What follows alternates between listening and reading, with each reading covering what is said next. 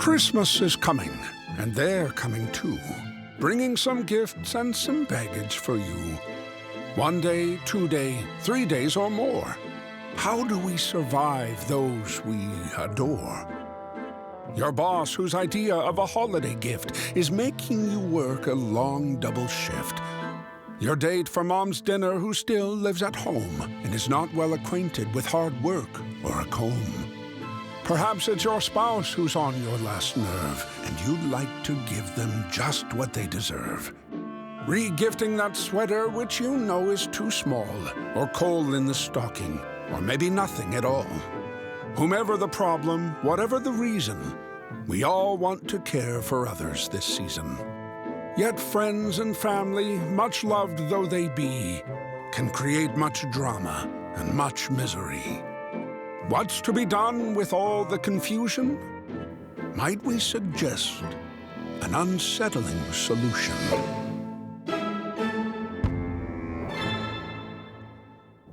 Well, good morning, everyone. Aren't those intros so awesome? I love that.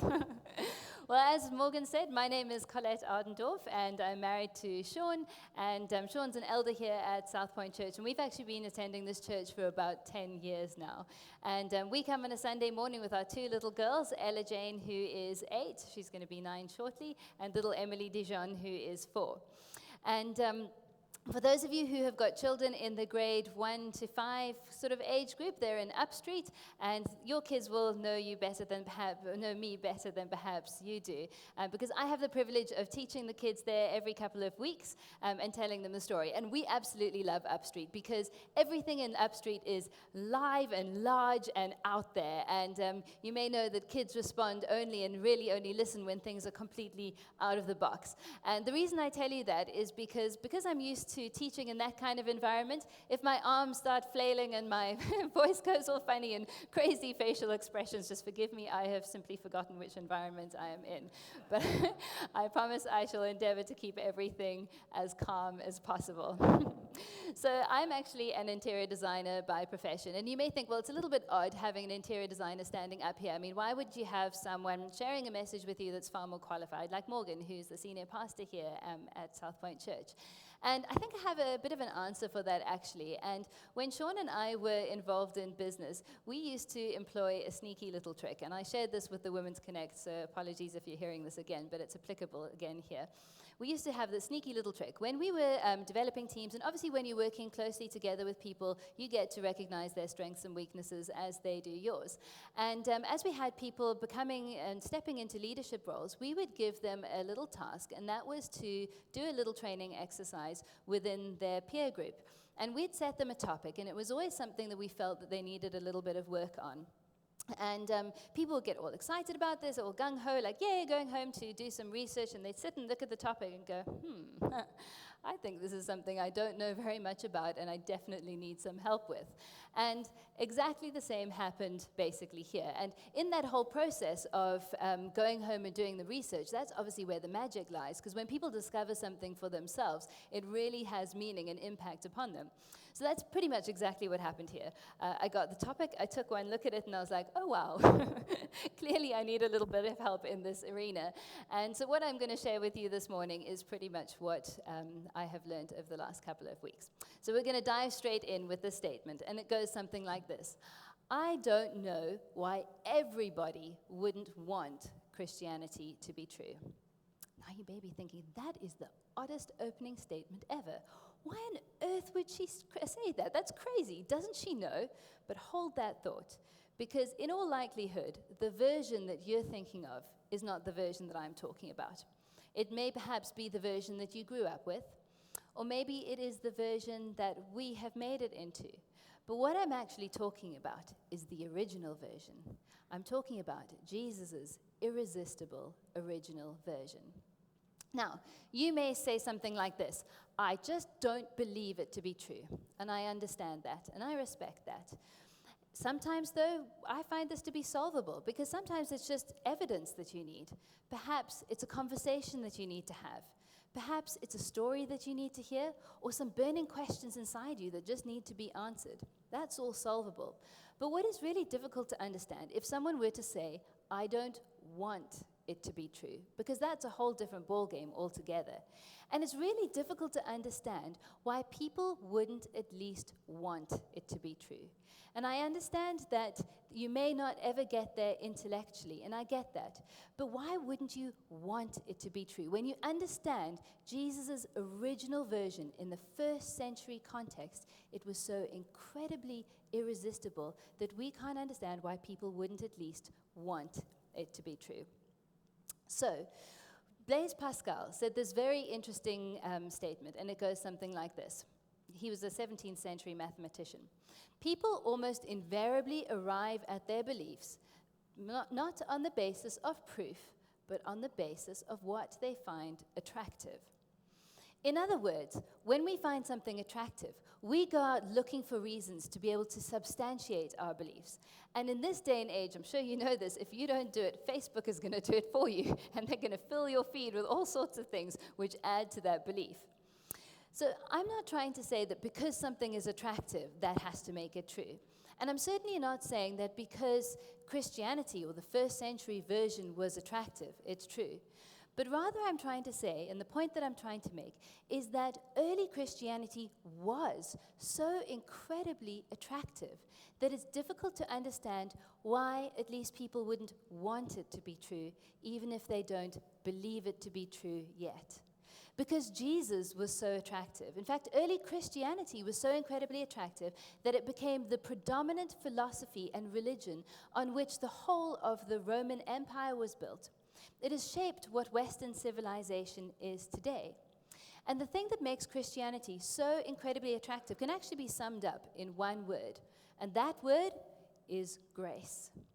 Grace is what we crave the most when our guilt is exposed.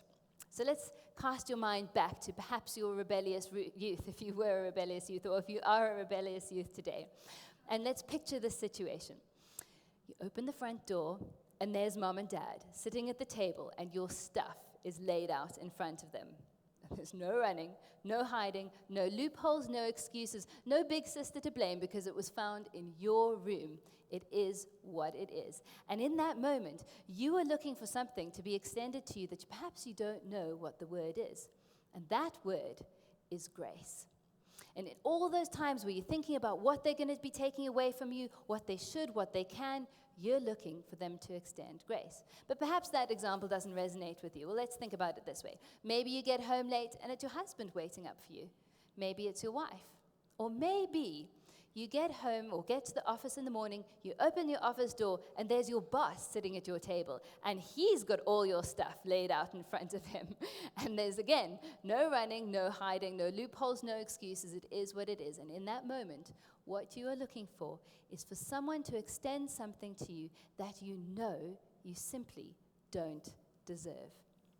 And grace can create so much tension because when we are hesitant to extend, grace is what we are hesitant to extend when we are confronted with the guilt of others. When somebody has hurt you, or even worse, when somebody has hurt someone that you love. Because grace, when it is required of us, is so extraordinarily disturbing. But when it is when we are receiving grace, it is so incredibly refreshing. I got that mixed around. So incredibly refreshing and exceptionally disturbing. But as we speak about this topic for the next 3 weeks, we just hope that this information is going to land on the relationships that you're currently in. Your current relationships, on a relationship perhaps that you're trying to fix with somebody else, or that somebody else is trying to fix with you.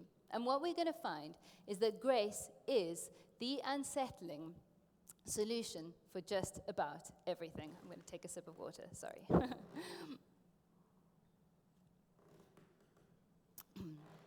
So if you didn't grow up within the church environment, and you don't actually have a word for grace, or you don't know, it's not something that's come up in conversation, I'm going to give you a definition for it. Grace is undeserved, unearned, unearnable favor.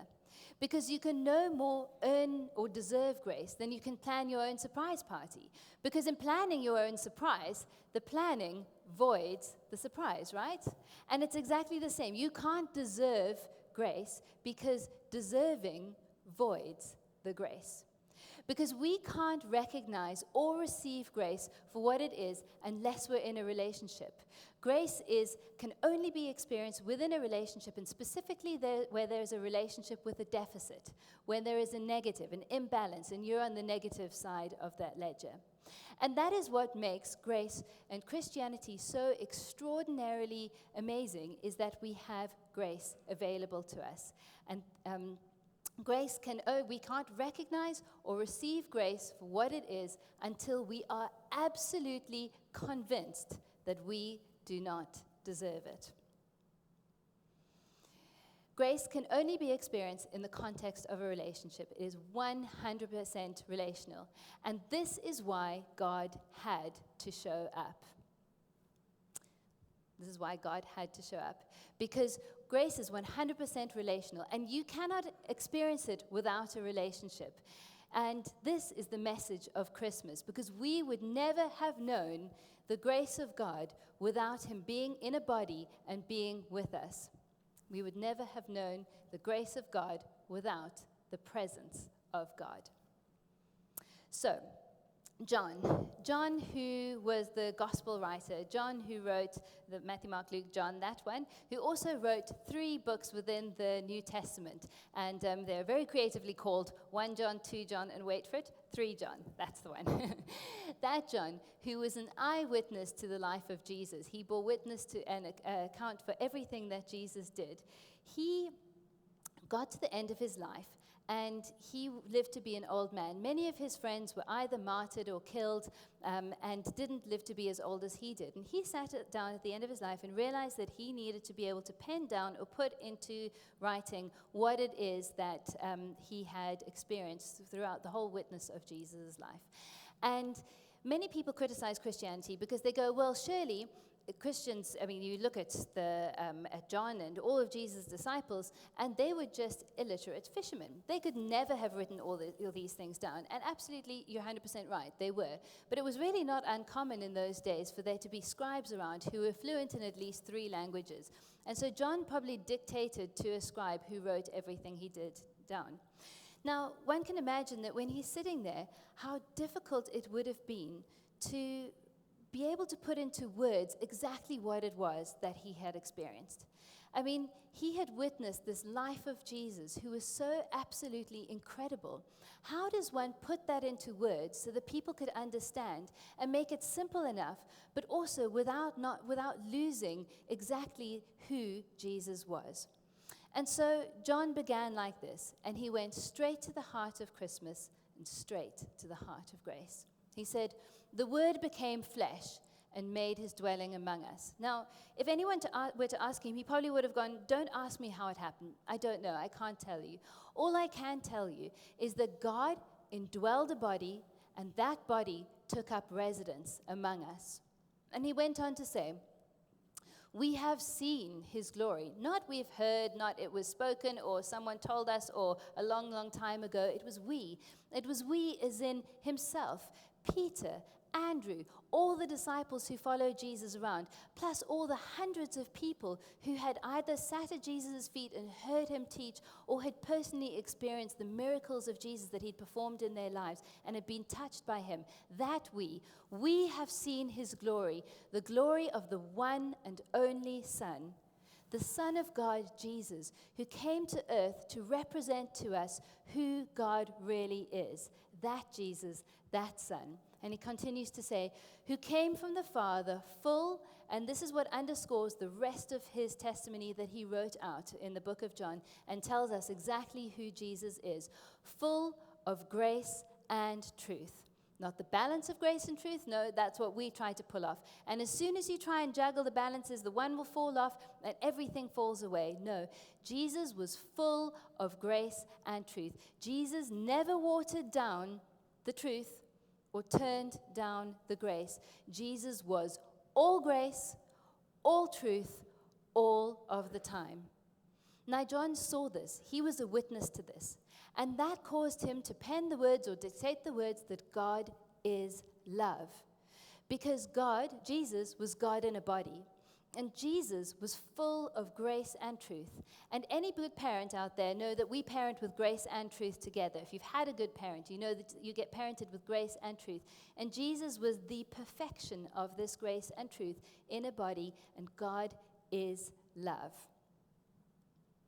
Now, John was there that really, really awkward day when Jesus and his disciples were walking along, came to an intersection, and there they bumped into a tax collector. And they sat down with him, did their business, and then Jesus, once they'd finished, turned to the tax collector, whose name was Matthew or Levi, and said, "Matthew, follow me." To which Jesus' disciples went, whoa, hang on a second. I don't think so. Like, this guy's a tax collector. He can't follow us. It's going to be bad for our reputation. We're going to lose the crowd. Because first century context, there was a whole bracket for sinners, which was the general sort of everyone, basically, sinners. And then outside of that, there was a bracket for tax collectors. Now, Rome collected a tax, obviously, and they had people who were collecting the tax for them. So they didn't care how much extortion went on top of that tax and how many people were involved, so long as they got their money. And that's what the tax collectors did. And they were really not liked by the people at all. In fact, they were pretty much hated. They were so hated that they were not even invited to their own families for dinner. They were outside. They were a bracket all on their own, the tax collectors outside of sinners.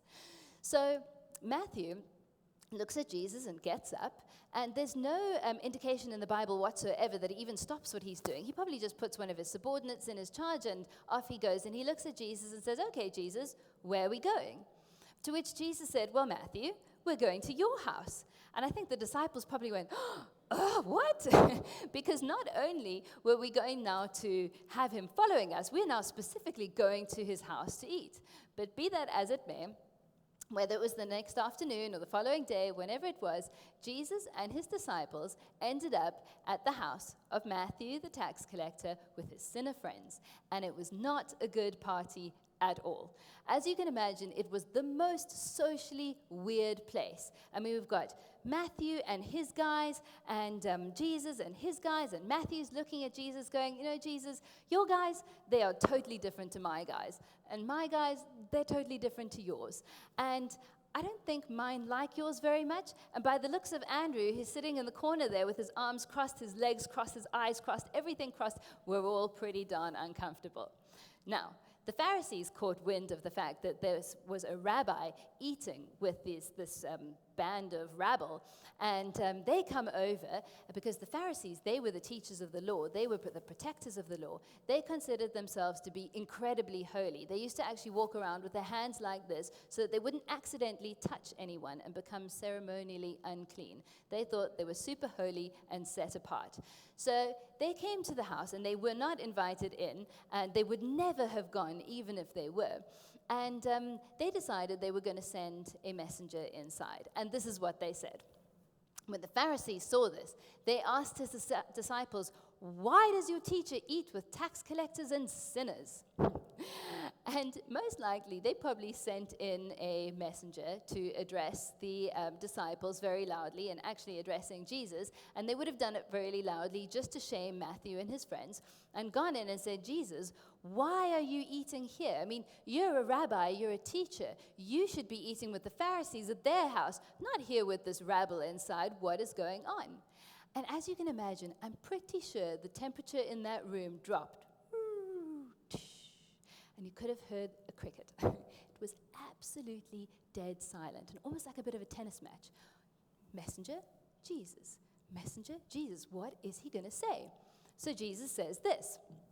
On hearing this, Jesus said, "Don't call Matthew and his friends sinners. That may hurt their feelings. They may raise your taxes." No, he didn't say that. That's just completely made up. This is what Jesus said, because Jesus was full of grace and truth. He says, "It is not the healthy who need a doctor, but the sick." To which Matthew stood back and went, "Hang on a second, Jesus, you're in my house with my friends. Did you just call me sick?" To which Jesus would have said, "Yes, Matthew, you're stealing from your very own people. But I still want you to follow me." Grace and truth. It is incredibly, incredibly awkward and unsettling. And if you think about it this way, and this is why I love the Bible and these accounts so much, because if you were starting a movement and you wanted people to follow you, right? You'd go for all the people who look the same as you, smell the same as you, act the same as you, are all wonderful and lovely, and you butter each other up and you all go kumbaya on the corner and have a nice big gathering, right? No, but that's not what Jesus did. Jesus went around and he gathered people in from the furthest outskirts and he brought them in. And then he spoke absolute truth and absolute grace into their lives, and they loved him and followed him for it. But this wasn't the end of the scenario. The tennis match was still going on. Jesus then turns to the messenger and he says to them, "Go and tell the Pharisees to go and learn what this means." Now, just to interrupt there, because if you are telling the smartest people in the room to go and learn, and then not only that, you quote from their very own scriptures that they are supposed to be the experts in, and you say to them, "Go and learn what this means," Jesus was seriously having a dig at them, and I'm sure there were pretty much a lot of little snickers and maybe some loud laughs that went on in the room after this one. "I desire mercy, not sacrifice, for I have not come to call the righteous, but sinners." You see, Jesus was not afraid to call a sinner, and he was not afraid to go to their house for dinner. My arms are going a bit wild. Sorry. It's more comfortable and exuberant this way. So Jesus then, another day, he's making his way up the southern steps and to the Temple Mount. Now, it's really difficult for us to understand in our 21st century context what this was really like and how incredibly emotional this was within the first century. The Temple Mount was the most sacred place in Jerusalem. It was the heart of the Jewish tradition. When you got to the top, there was the Holy of Holies, which housed the law. And there was places for sacrifice, there were places for all sorts of things. It was incredibly sacred and incredibly holy. And Jesus was making his way up the steps, and he was teaching, and people always got nervous as he was teaching. And all of a sudden, the crowd starts parting, and people are coming through, and they're dragging a woman, and they've got her between them. And apparently they held her all night, and they throw her at Jesus' feet, and they put their hands on their hips, and they go, "Gotcha." And they looked at Jesus and said, "This woman, she was caught in adultery, and the law says," and if you don't believe us, you're pretty much standing on the law. It is right next to you. You can go and check. "The law says that she is to be killed. She is to be stoned." And Jesus, what does he do? Well, he says, "All right, if that's what the law says, that's what the law says." But can you imagine how terrified this woman was? I mean, this is the first century we're talking about. They could have at any point started picking up rocks and throwing them at her. She was terrified. She'd probably heard stories of Jesus, but in this case, there seemed to be no mercy, no love, no compassion, no leaning in and looking in her eyes. Nothing of that. It was purely raw, emotional. But Jesus was calling their bluff because he knew that there was no ways on that Temple Mount, in the holiest place in the whole of Jerusalem, that they were going to start stoning her. But he carries on to say this, and he says to them, "Well, let's do it this way. You who has no sin, you throw the first stone." And that hands on the hip, "we gotcha," very soon turned into, "Oh, he did it again." And it says in the Bible that Jesus actually knelt down and started writing in the sand. And apparently biblical scholars have a huge debate over what he was writing because it's actually not known. But it was probably something like, "It takes one to know one," right? And they all turned away. It's recorded in the Bible from eldest to youngest. They all turned and they left. But Jesus wasn't finished there because he was grace and truth. And he turned and he looked at the woman and he just said 5 words to her: "Leave your life of sin." In other words, you are guilty, but I do not condemn you. You're guilty, but I do not condemn you. Because condemnation is what it used to be, but now grace has landed, and there is a new lawgiver. There is a new person who is bringing law to this earth, and grace and truth have arrived on the scene. You are guilty, but I do not condemn you. And then John, who once again was there at the very end of Jesus' life, who bore witness to his whole ministering life and came to the end. And we know he was there at the end because it's recorded that Jesus, when he was crucified, asked John to take care of his mother, which John did until the end of her days. John witnessed the absolute epitome of grace in action. He saw the absolute expression of what grace is, and he saw what Jesus did, put amazing into grace. And this is how the scripture goes. Can we go back a little bit to the whole beginning? There's not a whole beginning? All right, we'll start from here then. 2 other men, both criminals, were also led out with him to be executed. When they came to the place called the Skull, they crucified him there, along with the criminals, one on his right and the other on his left. The people stood watching, and the rulers even sneered at him. They said, "He saved others. Let him save himself if he is God's Messiah, the chosen one." One of the criminals who hung there hurled insults at him. But the other criminal rebuked him. "Don't you fear God," he said, "since you are under the same sentence? We are punished justly, for we are getting what our deeds deserve. But this man, he has done nothing wrong." Now, from what we know about crucifixion, that wasn't said in beautiful, neat sentences with full stops and expression. It would have taken immense pain and an immense stamina to be able to draw yourself up, to take a breath, and these conversations were probably whispered and heard in short, little staccato intervals from the people who were nearest to the cross. And what this man was trying to say is, if the kingdom of heaven is reserved for the good people, if the kingdom of heaven is reserved for those who look right and get it right all the time, we have no hope. But if what I have heard of this man Jesus and the things he have done are true, then perhaps there is hope for me. And so he goes on to say to Jesus, "Jesus, remember me when you come into your kingdom." Why? I mean, isn't that the strangest thing? Repentance from a cross? I mean, what exactly has he got to offer? It's completely meaningless. From now on, God, I will be good. Well, from now on was about half an hour. What did this man possibly have to offer that could have made compensation between either man or with God? He had absolutely no bargaining power. But in that moment, Jesus, he spoke to him and he said this. He said, "Truly I tell you, today you will be with me in paradise." Jesus, who was holiness with human hands, offered a man with a lastminute.com life. He offered him exactly the same eternity that he did to Stephen, who was martyred for his faith. For Peter and for Andrew and for all of the disciples, he gave them the same. And you might think, well, that's not fair.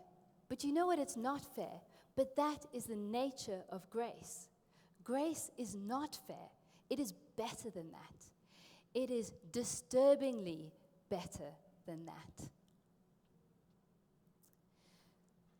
Now, when Jesus was crucified, before he was, as you may know, there was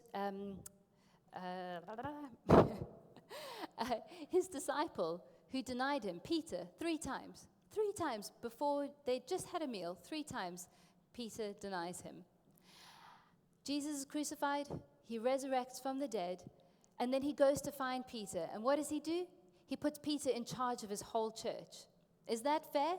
No, that's not fair at all. But it is grace. Saul of Tarsus. Saul was a man whose whole life was intent on stamping out Christianity.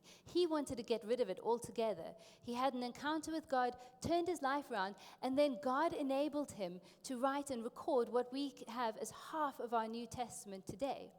That was not fair at all. But Jesus was showing that he is absolutely full and absolutely full of grace and of truth. And he went out of his way to make this point. So, to conclude, why would it be that people could not at least want this to be true? Because when grace is on display and we see the life of Jesus and the real original version of first century Christianity, Jesus was full of grace and truth, and he wants to offer that to you too. Let's pray. Father God, thank you so much that you are full of grace and truth, and that you're not looking for the people who are perfect, and you're not looking for people who have got it right and done it right, but that you speak to us exactly where we are. We thank you for this truth. Amen.